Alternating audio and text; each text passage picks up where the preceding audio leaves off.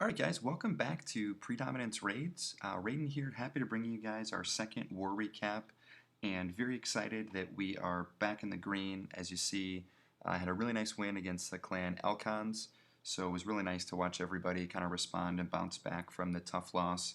So we're going to take a look here, not too much to showcase from their side, so I'm not going to spend too much time on it, but looking at what we did to their bases, we 2-starred all the Town Hall 10s, and got all the Town Hall 9s and below for 3 stars, except for, actually my mistake, my attack on 8 was a 99% 2-star, just ran out of time. But, definitely getting back to what we're accustomed to, which is minimum 2-star cleaning, 2-starring the Town Hall 10s, and, smashing everything Town Hall 9 and below. This clan we went against was pretty underdeveloped. A lot of their Town Hall 10s had, very, very low heroes and low walls, so not the best bases. But, even when you're supposed to, when you match up against a clan that you outclass, it's still good to kind of take care of business the right way. So definitely we're moving in the right direction again. And some really nice attacks to showcase. Just one small point of emphasis, guys. I just want to thank everybody for all the support. The channel's only been up 2 days and already, subscriptions and likes and a lot of views on the videos. So definitely, trending in the right direction, and really appreciate it, all the support. So the first attack that I want to look at was actually Rollar's attack on 5, and you can see, oh, so close, 99% 2-star. So, really as close as it can get. I'm going to pause it really quick here. So again, this is kind of representative of most of their Town Hall 10s, just in terms of, being underdeveloped. But Max Infernos and Max Expos, and there were Max Teslas. So this was an interesting attack. What I loved about it was actually just the game planning. It was a mass Golem with a P.E.K.K.A., but he really comes in just kind of two-sided. So he drops the Earthquake spell here at 9 o'clock to basically open up this section. Comes in with his first group of Golems, but drops kind of a secondary group of Golems here at 6 with a jump spell. And so what this does, anytime you see a base like this where it has a huge, huge core and then a lot of kind of exposed point defense on the outside, by dropping a secondary group here, he basically eliminates this section of the base, and that allows for his main kill squad, his main group, to basically just kind of stay in the core without any risk of distraction or without any risk of bouncing out. So I'm going to erase that. We'll take a look at it. So it comes in here, Earthquake spell, again to open up over here at 9. And does a nice job dropping his Golems here at different angles. So even though they all end up converging on the cannon, it just allows for a little bit more surface area for his wizards to be spread. And then already starts in with the bottom group because he wants to tank those bottom point defenses. Drops that jump spell. Heroes and P.E.K.K.A. about to go down here over at 9 as well. It was smart as well because his bottom kill squad here actually triggers the clan castle. And so he does a good job not forgetting the poison spell, drops the poison, and then those wizards he has at the bottom do a great job just kind of picking off the clan castle troops without any risk of being hit. And it keeps the clan castle troops off his big group of Golems and P.E.K.K.A.s and heroes in the core. So we're going to speed it up because it's almost, basically already the 2-star is in hand.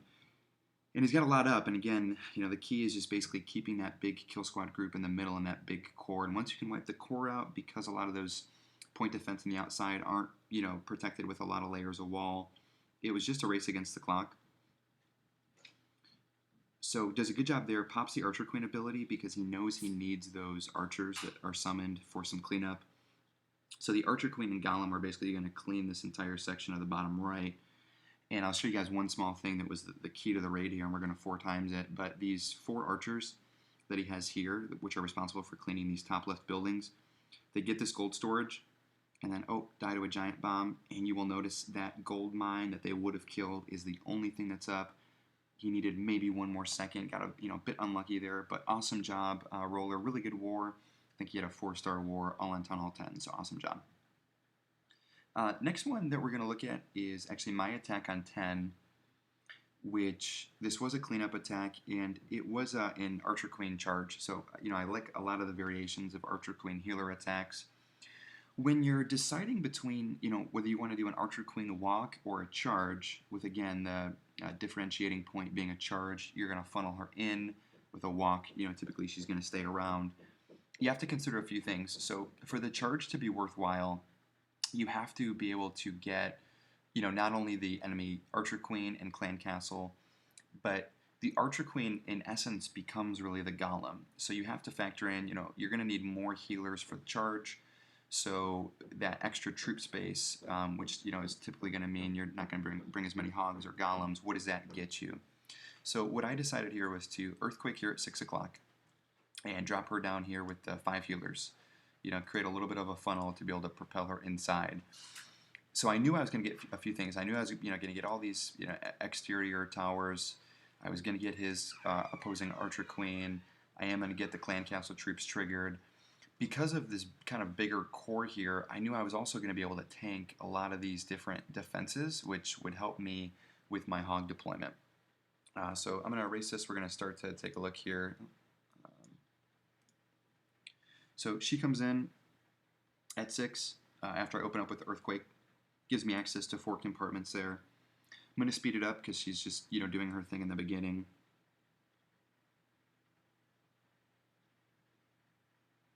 If you'll notice, I didn't bring any golems, so this isn't a Archer Queen charge with a GoVaHo. It's actually just an Archer Queen charge mass golem. Now, sometimes when you do the Archer Queen charges, you will need to use a rage spell on the healers and Archer Queen. In this base, I broke it down. I knew that there was never really going to be more than 2-point defense targeting my Archer Queen at one time. So even though she's going to take out the Archer Queen and the Clan Castle troops, all I need to do is drop this poison here and pop her ability, and she's fine. And I know at that point she's going to be protected, and I'm not going to need to drop any rage spell. So what that allowed me to do was bring 2 heals for my hogs. So one small thing here, I see a lot of people when they do variations of the Archer Queen charge, what they try and do is they try and drop their Barbarian King in from the same side as their Archer Queen as basically a supplemental troop to reinforce their Archer Queen. Here's the problem. If I drop my Barbarian King here, he's not going in. He's actually going to head towards his barracks.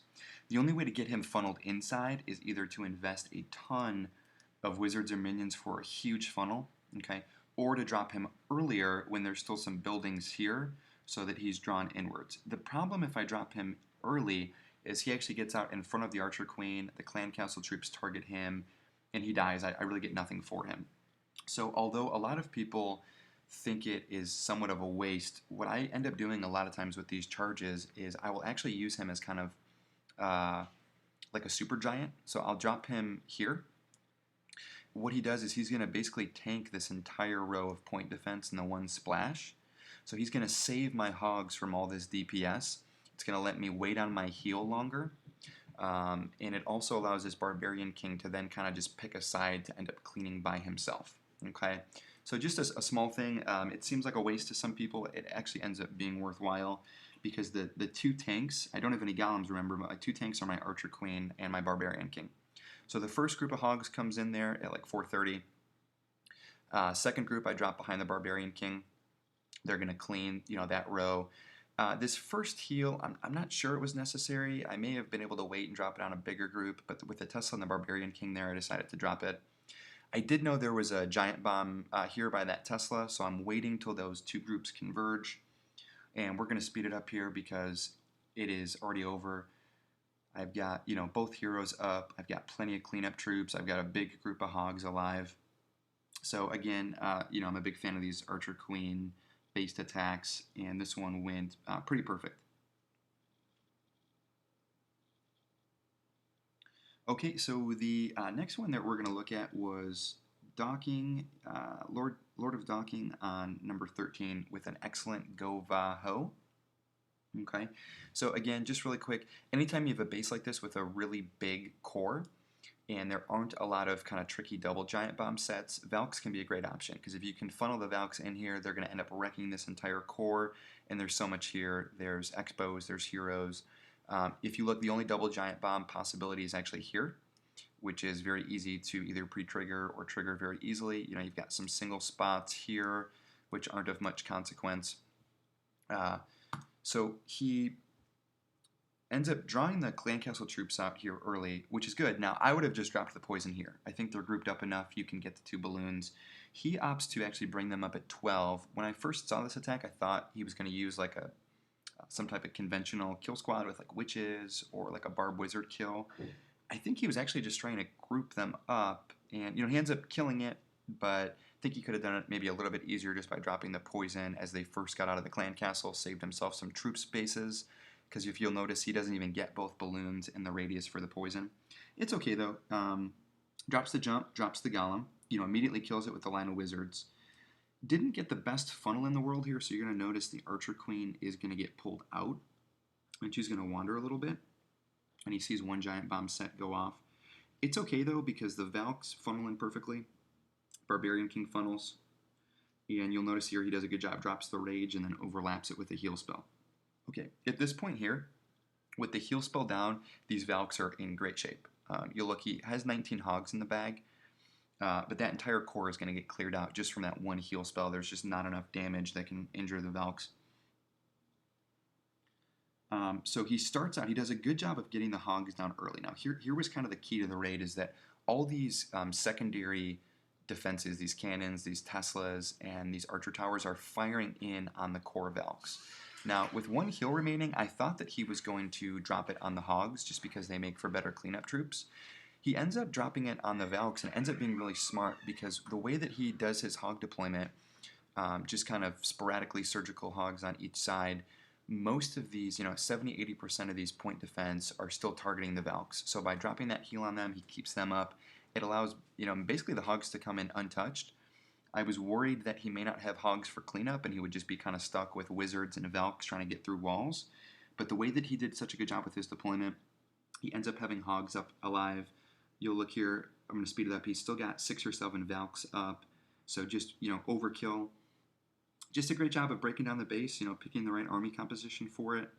And we are going to 4-exit here, as there's nothing left but cleanup. But excellent job, just had so much left over at the end and just really smashed that base. So awesome, awesome job docking. We're going to look at 2 more. Now, we're kind of in an interesting spot with our clan right now, because we've had a lot of Town Hall 8s that went to Town Hall 9 that are currently running 8.5s. So they're typically hitting, some of the higher Town Hall 8s, and I'm not going to show those just because, they've got the Archer Queen, they've got the extra spell. Now, some of them are hitting some low Town Hall 9s, which is awesome, and I will be showcasing some of those later. But the 2 that I wanted to show here was Peely's attack on 19. Now, Peely he's not an 8.5, he's just a true Town Hall 8. And again, this isn't the best or most developed Town Hall 9 in the world, but it's a Town Hall 9. I've been there, guys. Any Town Hall 8 hitting a Town Hall 9 with Expos and an Archer Queen, it is not as easy as it looks. So he does a good job. 1 hog there to pull the clan castle. Anchors over at 3 o'clock. Now you'll see there is an exposed Archer Queen. He has a plan for this, which I love. He goes to kind of an old school 2-1, witch, barbarian, and then wizards behind kill for the clan castle, which is fine. He did drop like 4 barbarians there, and I'm not sure if he thought those were going to go to the dragon, but they ended up going to the Archer Queen. Not a problem. So here's the thing. As soon as that clan castle's down, he comes in with his 2-fingered hog drop at 4:30.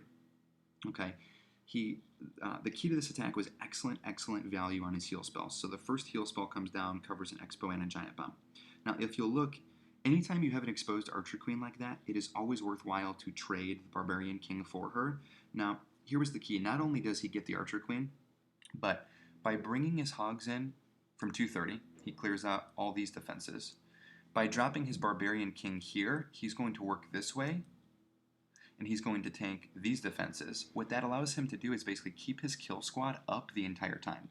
So when you deploy your hogs from the same side as your kill squad, and then you flank with your Barbarian King to tank, it's going to give you so much value for your kill squad. Okay, that was the lovely part about this attack. Excellent heal spot. So you're going to watch the second one come down by the second Expo and another Giant Bomb. He's going to drop that third one on all that remaining point defense, 2 Archer Towers, a cannon, a Tesla. He drops a nice 1-for-1 trade there with the back-end hog, and already has some wizards down there for cleanup on the backside. Just wrecked it. Again, not as easy as it looks, guys. Anytime you've got Expos and a few extra defenses, and most of those defenses were Town Hall 8 level, so was very impressed with this. Peel was an awesome attack. And again, you'll look, King's up still, and the most of the kill squad was still up. So if you're going to do it, guys, that's the way to do it. Deploy the hogs from the same side. last one I'm going to look at was Kryptik's attack on 21, which this was their top Town Hall 8. Now, actually, considering how bad most of their bases were, this base was not terrible. If you'll look, potential double giant bomb set there. There's a potential double giant bomb set there. There is a potential one there, although it doesn't make much sense with the pathing. So anytime you've got kind of deeper, decently placed double giant bomb sets as a Town Hall 8, you have two options. You can come in with like a GoVaHo, and you can try and trigger this with some type of kill squad with Golems or a P.E.K.K.A. or Barbarian King. You'd need a lot of wall breakers though, or you'd need to invest in an Earthquake. Or if you're not going to do that, you have to be spot on with your hog deployment, and you have to have a plan for that double giant bomb set. Kryptik does the latter. He has an excellent plan. This was probably one of my favorite Town Hall 8 attacks I've seen in a while from us. So does a good job here. Grabs a clan castle, brings it down to 6 o'clock with an anchor. Now, personally, I think the best way to kill most Town Hall 8 clan castle compositions are with a barb whiz kill. So a few barbs for distraction, wizards behind, and then you stagger in barbs one at a time to keep the attention of the dragon and the balloons off your wizards. Kryptik does it typically a little different. He actually drops his Barbarian King. When I first saw him do this, I wasn't a huge fan of it. It's too much of a sacrifice, but like 80% of the time his Barbarian King lives. So he drops the king, he pops the ability, and then immediately the wizards come down. What this allows him to do is not only does the Barbarian King stay up and start cleaning, but it actually acts as a tank for this first group of hogs.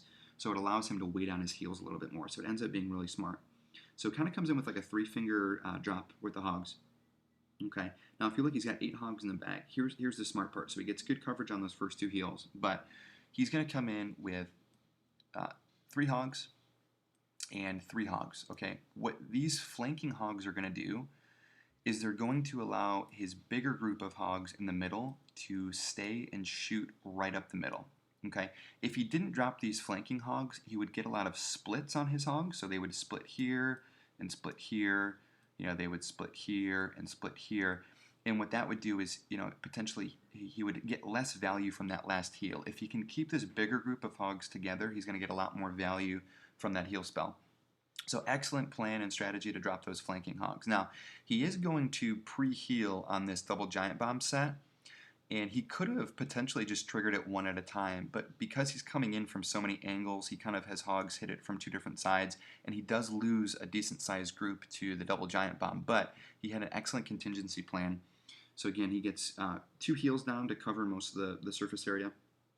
Okay, he is going to pre-heal that spot, but watch. Giant comes down at the top, okay, and then his clan castle hogs. So even though he loses a decent group there to that giant bomb set, he has those top hogs that were still in part of that heal, and then 2 giants. The second giant could have come down a little bit quicker to tank the point defense, but he has enough juice left with the hogs to get all the remaining defenses, okay? And even though they are going to die to the Barbarian King, look at all these cleanup troops. He's got his Barbarian King still up. He's got both giants. He's got a ton of wizards. All they have to do is get through to get to that Barbarian King. It's no problem. And that's exactly what they do. So awesome, awesome plan. Again, you have to know hog pathing and deployment when you're up against those tricky Town Hall 8 bases, and just did a fabulous job of breaking down the base.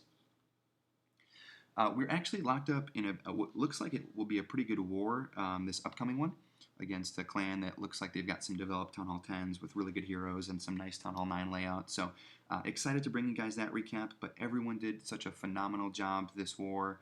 And again, I just want to thank everybody for all the support with the channel. Really, guys, I appreciate it. So, Raiden checking out here with War Recap 2, and we'll be bringing you guys War Recap 3 here hopefully tomorrow, as well as a new series that I will be launching. But awesome job to everybody at Predominance, and hopefully we can continue and build another war streak. Great job, guys. Raiden signing out.